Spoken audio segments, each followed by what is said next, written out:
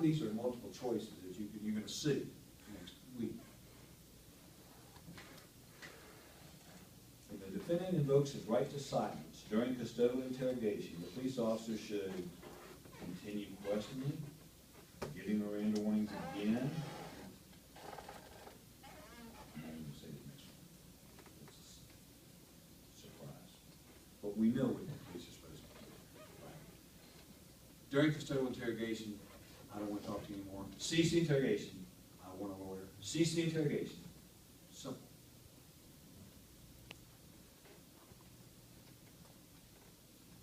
Does a person have a Sixth Amendment right to counsel when he participates in a post-indictment pretrial lineup?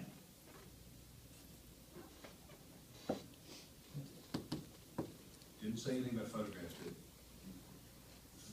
Lineup, yes. Photo lineup, no. Lineup, Sixth Amendment right to counsel, yes. All right. Excuse me? No, post-indictment. Oh, okay. Post-indictment pretrial. Oh, okay. Post-indictment pretrial, anything you could ask about a lineup, it does have a Sixth Amendment right to be there. It's going to talk about pretrial. Okay, listen. I don't know how many of your teachers come into class telling you exactly what's going to be on the final exam. But we did, and I just did. You're not going to see anything on the exam we didn't just talk about in the last hour and a half. Any questions? Yeah. Six is charge specific. The Sixth Amendment right to counsel is always charge specific. I just mentioned, remember, if he's invoked his right to remain counsel, Fifth Amendment right, it's got to be custodial interrogation. I want a lawyer. Continuous custody, can't question about any offenses, right? Not the Sixth Amendment. Sixth Amendment right to counsel is for his defense. And it always only covers that offense, whether he's in custody or out of custody.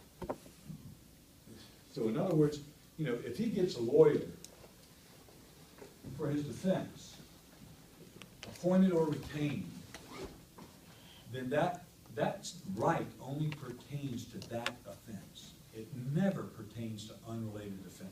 If you've charged somebody with an offense and you question them, whether they talk to you or not, then they get a lawyer. I mean, normally you're not going to be going directly to him. The beauty of Montejo is this, and this is what I tell officers all over the state. I start this entire semester, the first day I'm in here with you, telling you that we proceed with what? We prosecute people by using what? Witness testimony, physical evidence, and defendant statements. That's it. That's it. It's simple. Witness statements, physical evidence, and defendant statements. That's what I use every day. And I want all of you thinking about those three things. This particular course deals with the last two: physical evidence, Fourth Amendment, and defendant statement, Fifth and Sixth Amendment.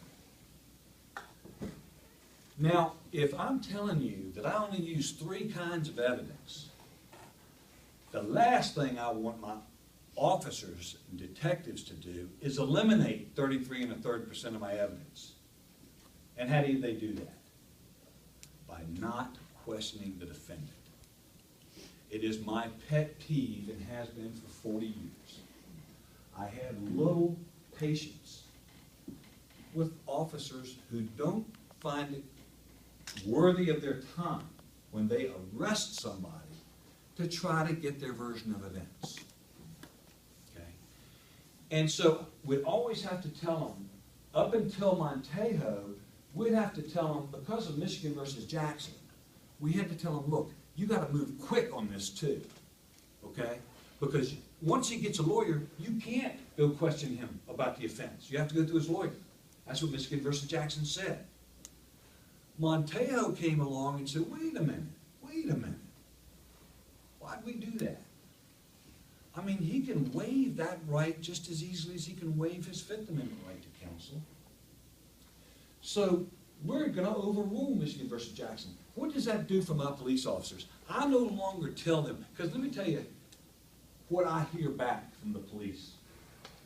Well, Rick, here's the thing. I've investigated this case. I got witness statements. I got physical evidence. I got plenty, I thought, to convict him, but I couldn't find him. And I had to put the warrant I got for him into the fugitive file. And our officers, you know, if he gets picked up anywhere in the country, you know, they'll arrest him.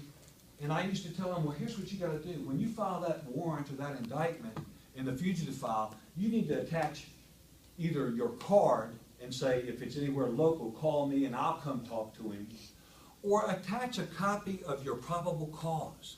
If you attach a detailed copy of your probable cause, any good officer can read it and question him. At least attempt to get his version. Don't eliminate a third of my evidence. Well, now they don't have to do that. Now they get picked up somewhere, they get a lawyer, maybe they're extradited back from somewhere. The police can always make at least one effort. He's got a lawyer, he's in jail. He might still talk. Now there's no excuse for my detectives not to make at least the effort to go and, if he's in custody, give him his Miranda warnings. If he's not, you don't have to do that, but try to get his version of events. You can't assume he's not going to talk to you under any circumstances. So that's what the Sixth Amendment, which is charge specific anyway. That doesn't even, we're not even talking about, asking about unrelated. You could do that even when we had Michigan versus Jackson. It's always been charge specific.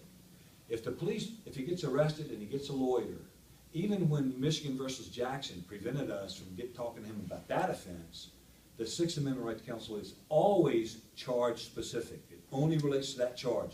We suspect him of other crimes, we go and interrogate him about other crimes.